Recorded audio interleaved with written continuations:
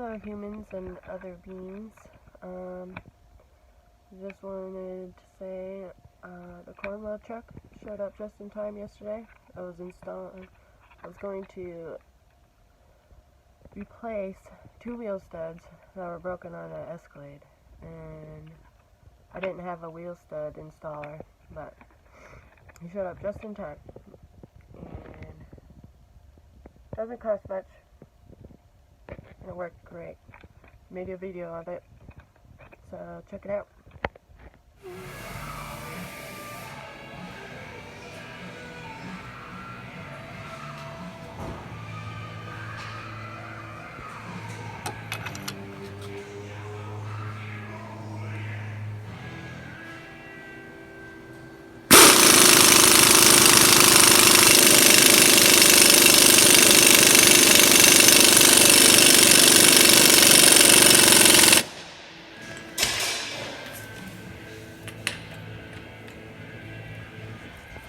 As you can see, I used my impact gun.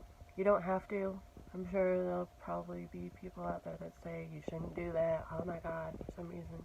But I've done it before and it works out good. Just be careful. Don't overdo it. Thank you for watching.